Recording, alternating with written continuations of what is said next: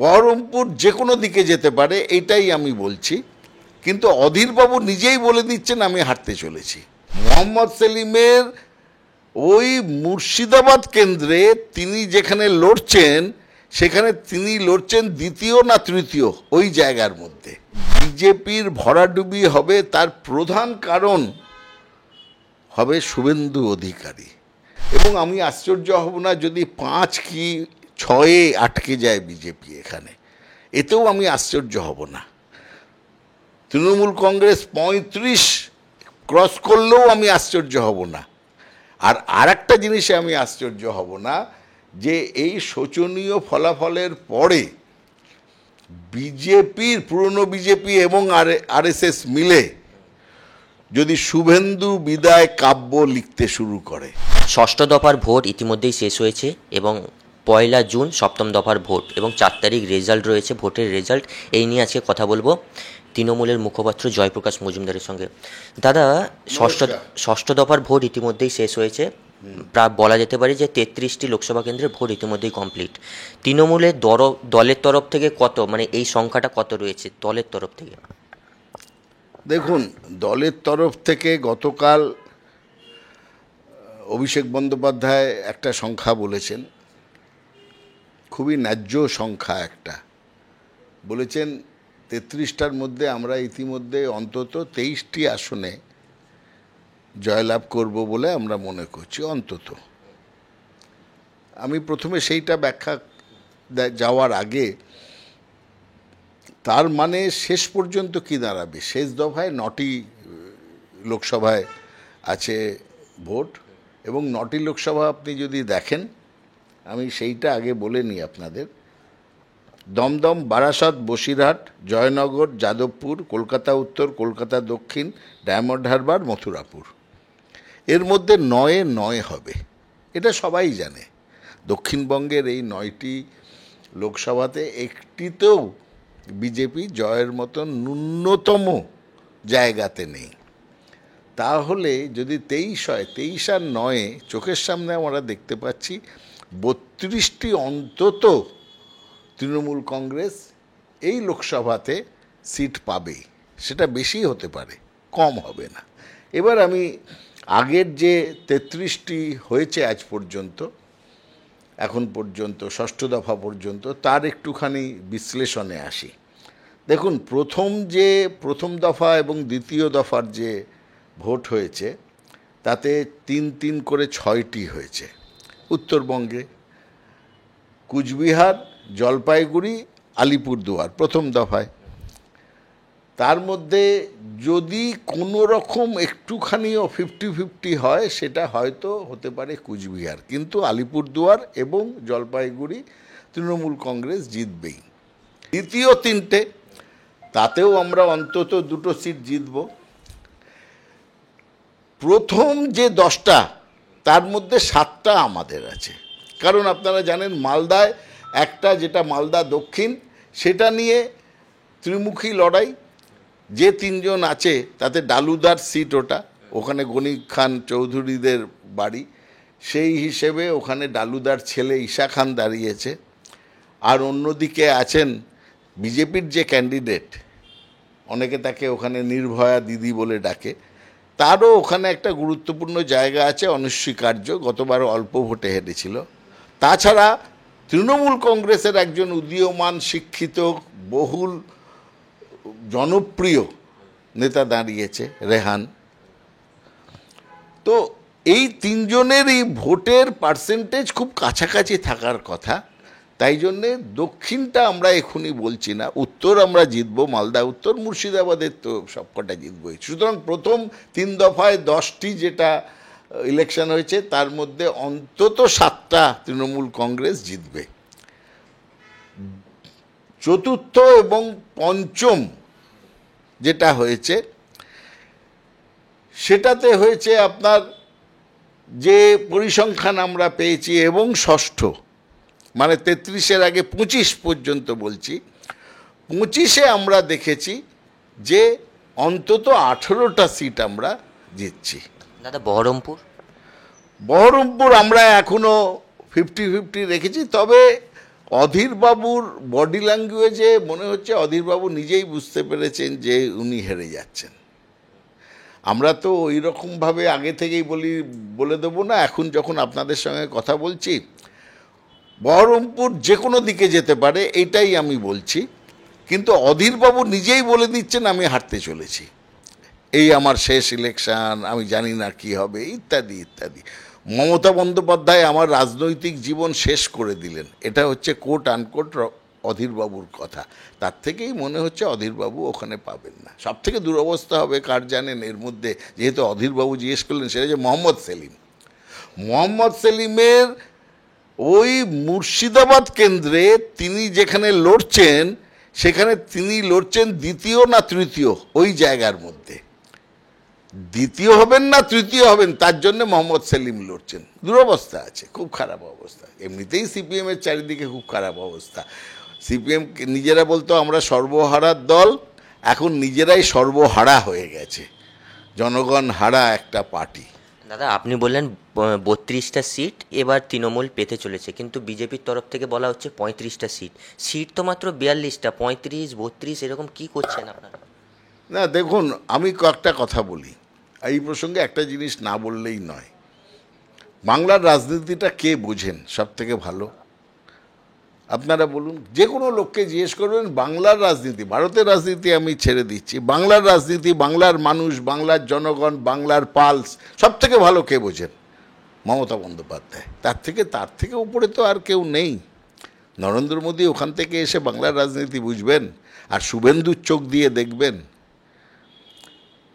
এবার একটা প্রশ্ন আমি বলি আপনাকে, এই বিজেপির যে কথাটা, তারা এর আগেও বলেছিল আগলাবাদ 200 পার, এবং সেই সময় আমি যখন ছিলাম বিজেপিতে আমি বারবার বলেছিলাম এটা কিন্তু হতে পারে না। বিজেপি যদি 100টা সিট পায় সেটা যথেষ্ট। তখন তারা বললো না, শুভেন্দু বলেছে, মুকুলদা বলছে 200 পার হয়ে যাবে, সাংঘাতিক রেজাল্ট হবে। দেখুন 200 পার হয়নি, 77-এ আটকে গিয়েছিল। মমতা বন্দ্যোপাধ্যায় সেই সময় একটা কথা বলেছিলেন যে আগে 100 পার করে দেখাও, তারপর 200-র গল্প। আর আজকে মমতা বন্দ্যোপাধ্যায় আর একটা কথা বলেছেন এইবার, যে 400 পার বলছো, আগে 200 পার করে দেখাও, তারপর 400-র গল্প হবে। মমতা বন্দ্যোপাধ্যায়ের যে রাজনৈতিক অনুভব, সেটা অন্য সকলের থেকে বেশি। সারা ভারতবর্ষে ওর মতন বিচক্ষণ রাজনীতিবিদ এবং অভিজ্ঞ রাজনীতিবিদ আজ দ্বিতীয় নেই। তার অভিজ্ঞতার যে এক্সপিরিয়েন্সের যে সময়টা, সেটাও তাই বলে দেয়। কিন্তু আমি এখানে আসছি আর একটা ফ্যাক্টরে, এই যে বিজেপির কেন এত শোচনীয় পরাজয় হবে, তার মধ্যে একটা সবথেকে বড় সমালোচনা বা যারা বিশ্লেষক তারা যখন করবে, তাদের ধরতে হবে শুভেন্দু ফ্যাক্টর। আজকে বিজেপির ভরাডুবি হবে, তার প্রধান কারণ হবে শুভেন্দু অধিকারী। শুভেন্দু অধিকারী 28টার বেশি ক্যান্ডিডেট দিয়েছেন এই 42টার মধ্যে, এবং কীরকমভাবে দিয়েছেন আপনারা দেখুন খেয়াল করে। দিলীপ ঘোষ মেদিনীপুরে, দিলীপ ঘোষ সংগঠক, তিনি বিজেপিকে টেনে 3%-এর ভোটের দল থেকে তুলে এনে প্রথমে 17%, তারপরেতে 40%-এর দল করেছিলেন। কে না, দিলীপ ঘোষ। দিলীপ ঘোষ মেদিনীপুরের সাংসদ। সেই দিলীপ ঘোষকে উপড়ে ফেলে দিয়ে তাকে পাঠানো হলো দুর্গাপুর, বর্ধমানে, আর মেদিনীপুর থেকে তুলে নিয়ে আসা হলো। কার বুদ্ধিতে, কার উদ্দেশ্য? শুভেন্দু অধিকারী করে তিনি প্রথমে চাইলেন ওখানে নিজের আর এক ভাইকে বসাবো, ক্যান্ডিডেট করব, সৌমেন্দুকে। যে কোনো কারণেই হোক ব্যাপারটা মিলজুল হলো না এবং এখানে দিল্লি মানল না, ফলে লাস্ট মোমেন্টে দিল কাকে? একদম শেষ মুহূর্তে দিল অগ্নিমিত্রা পলকে। ফল কি হলো আপনি দেখুন। সংগঠন, বিজেপির যদি দিলীপবাবু কিছু সংগঠন করে থাকেন মেদিনীপুর কেন্দ্রিক, তিনি সেই সংগঠনের সমস্ত লোকজন নিয়ে চলে গেলেন তিনি দুর্গাপুর, বর্ধমানে, কারণ তার তো ইলেকশনটা লড়তে হবে। ফাঁকা ময়দান পড়ে রইল, সেখানকার যারা পড়ে রইল তারা জানে না যে কিভাবে লড়বো, কে আমাদের নেতা। অগ্নিমিত্রা পাল গিয়ে কুড়িয়ে বাড়িয়ে কোনো রকমে লড়াই শুরু করলেন 1 মাস 1.5 মাস আগে থেকে।